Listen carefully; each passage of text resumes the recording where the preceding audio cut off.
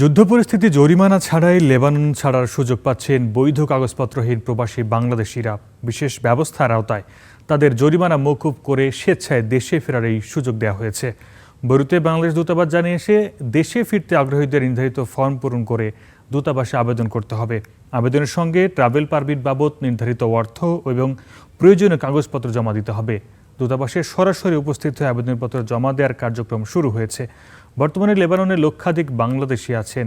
গেল 2 মাস থেকে নতুন করে ইসরায়েলি হামলা শুরুর পর অনেকেই নিরাপত্তার শঙ্কায় আছেন। স্বেচ্ছায় দেশে ফেরার আগ্রহ প্রকাশ করেছেন বহু বাংলাদেশি প্রবাসী। বৈরুত থেকে আরও জানাচ্ছেন সাংবাদিক জুবাইর আহমেদ। আমি এখন অবস্থান করতেছি বৈরুতের বাংলাদেশ দূতাবাসের হলরুমে।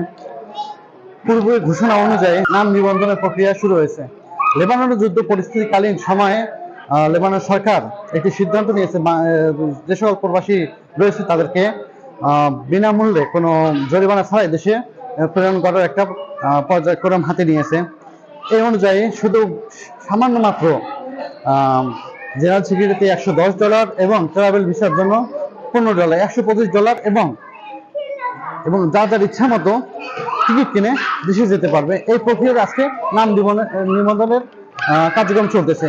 নাম নিবন্ধনের কার্যক্রম দুই ধাপে চলতেছে।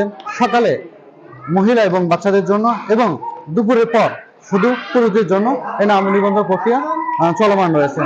আমরা দূতাবাস থেকে যেটি জানতে পারছি, এই প্রক্রিয়া চলমান থাকবে, বন্ধ হবে না। তবে বাংলাদেশ দূতাবাস আরেকটু বলেছেন যে তারা যেন অন্য কারো মাধ্যমে অর্থ লেনদেনের থেকে বিরত থাকে।